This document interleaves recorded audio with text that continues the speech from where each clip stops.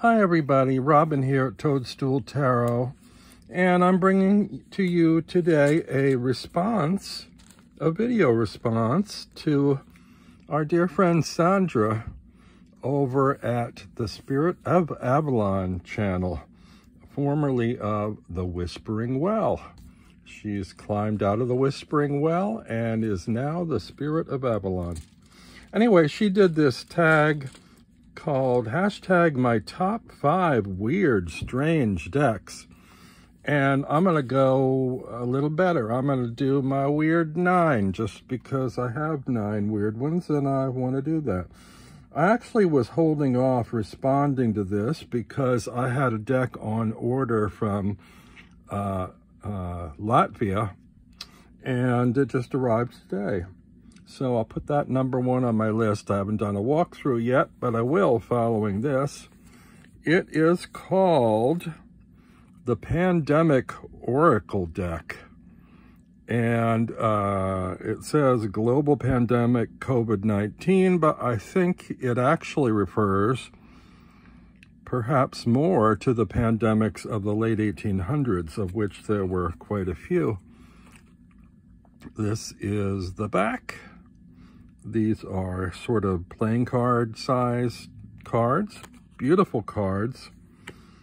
It comes in a little velvet drawstring pouch, and it is a Lenormand deck, although I don't believe that it accurately follows the Lenormand visually or symbolically. Each card is numbered and has keywords on them and the name and playing card association from the Lenormand. But in a lot of cases, I don't fully agree with the keywords or the images in relation to the card name. I do love the artwork, though. It's all these little figures with skull heads. Kind of reminds me of J.J. Granville a little bit, although these aren't animal heads on human bodies. They're skull heads on human bodies. But anyway, you'll see a walkthrough shortly, but here are a few. Here's the mice, the ring,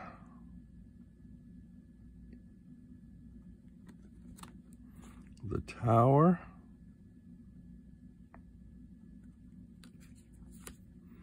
the stars, the fox, the woman, the cross, the scythe, the child, and the bouquet. And each one of these has calendars on the wall in the background from 1900, 1901, 1899. They're beautiful cards, sort of vintagey looking, and I just kind of love the artwork of them, even though they put me a little bit at conflict with the keywords and the associations, but they definitely fall into the weird and strange category.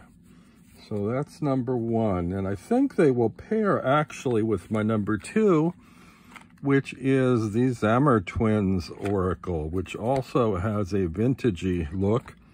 And here are a few of here's the backs.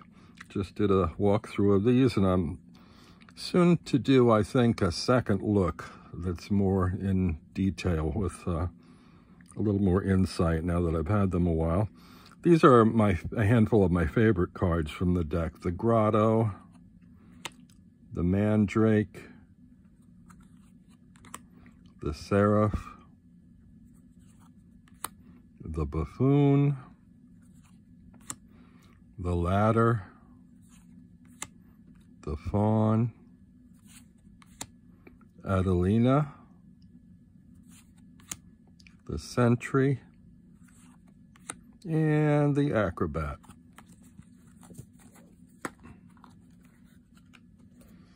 Number 3 on my list is the White Witch Tarot from Maya Joust.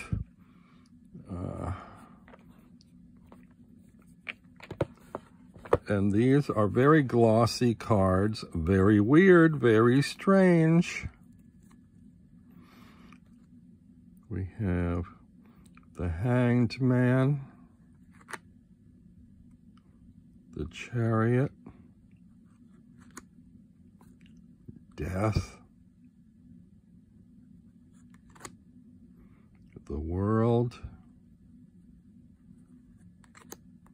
the Devil, Judgment,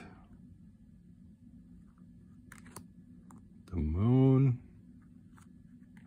and my favorite card in the deck, Strength.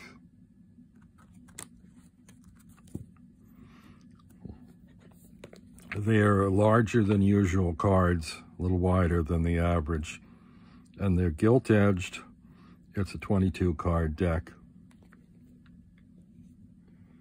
Next on the list of strange is the Kalma Tarot, which comes in a 2-part box.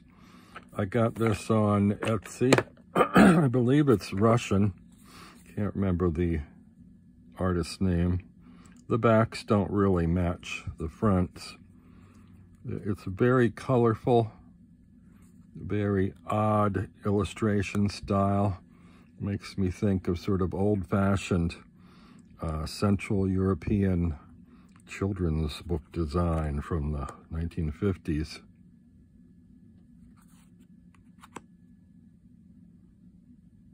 I like that the cards aren't numbered or labeled, but they're very clear as to what they are. For instance, the Hanged Man, the Lovers, the Wheel of Fortune,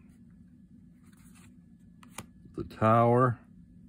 This is one of my favorite towers on any card, on any deck.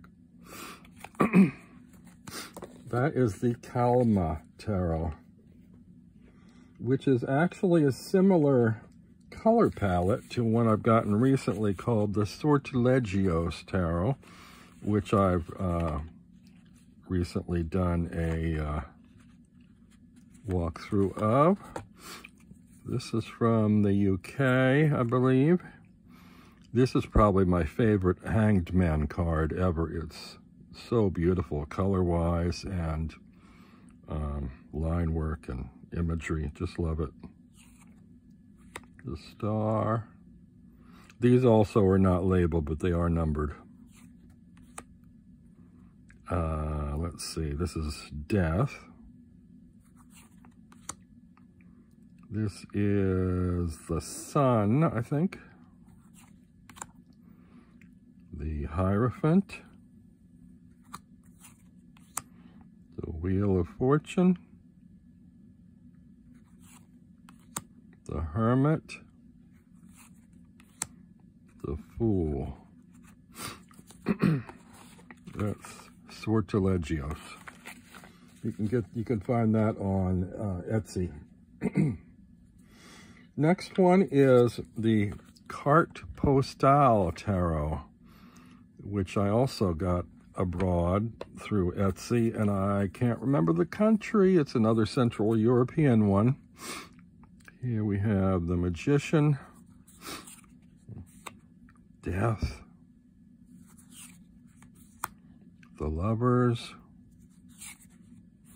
And this one I find strange, weird, creepy, because not only are the arrangements of the images unusual, but they're all compiled from antique photographs that have been sort of hand-tinted, and I just find something sort of creepy and strange about vintage photographs.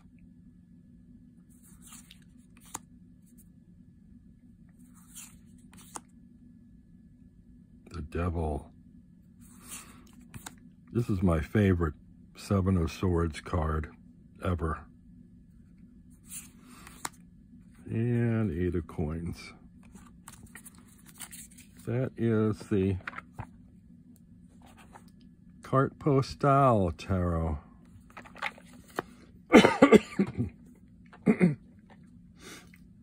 Next we have from Edward Gorey, Who Could Be Stranger, Creepier, Weirder. He did this little deck called the Fantod pack, which is in a very snug 2-part box. It's an oracle that is very difficult to use, I find, but it has some interesting cards. They were sharp-cornered, and I rounded the corners, just in case you want to know. They are laminated cards, black and white. We have the Waltzing Mouse, an unlabeled card called the Black Doll. Actually, my favorite Edward Gorey book is The Black Doll. It's a screenplay for a silent film, and the only illustration in the book is the Black Doll, which is on the cover and is the sort of mysterious central figure of the play or screenplay. I love his other books with his illustration style, but that one is so evocative. You visualize all his characters in your head from the writing of the play, and I hope someday they'll turn it into a PBS mystery or something. The Child, the Urn, the Stones, the Ladder, and the Bundle. Very curious, weird, and strange. Now, speaking of strange, weird, and creepy, if any of you are fans of Lovecraft, we have here the Azeroth tarot cards, or I think, oh, it's called the Book of Azathoth tarot cards. These are sort of oversized. They're kind of more like oracle-sized cards. They have different backs in different editions. I don't recall which edition this is. And they are black and yellow. So it's sort of monochrome. Very, very detailed. And they kind of remind me a little bit of R. Crumb's illustrations from the 60s. The shading and the line work is... It has a very particular, distinctive style. And a lot of these cards are very busy and have a lot of detail in them.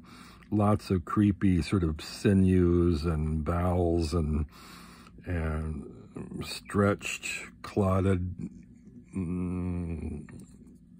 blood and figures. Just weird. Something, you know, typically what you'd expect of tendrils and things from H.P. Lovecraft. They also have a key word on each card in addition to the rank and suit labeling. That's the Book of Azeroth, or not Azeroth, Azathoth Tarot. And last but not least, number 9 is a deck. It's a Lenormand deck that I got from Tarot by 7, I think it's called, their website, called the Vintage German Kaleidoscopic Edition by 7 stars, Tarot by 7. And these are beautiful cards. I can't recall. I think you might have a choice of the backs. Sometimes they let you choose different backs. And they're beautiful kaleidoscopic cards, vintagey looking. However, as a Lenormand deck, they are extremely hard to read because I'm not sure if the numbers are buried in here somewhere, but the symbols from each card, like I think this is the key card, but you really have to like look to puzzle out that there's a key in there, that because of the kaleidoscopic arrangement, each of the cards, excuse me, is kaleidoscopic and sort of difficult to figure out what they are. Can't remember if this one is the tree. I never use them because it's just kind of too much work. But they are really pretty and antique-y looking.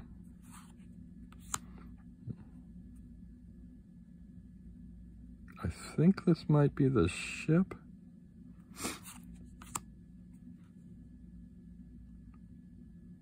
That one might be the tree. Anyway, so there you have my response to the Spirit of Avalon's challenge. Top weird, strange decks. And I did my top 9 rather than my top 5. Thanks for sticking around, and I'll see you all very soon. Bye.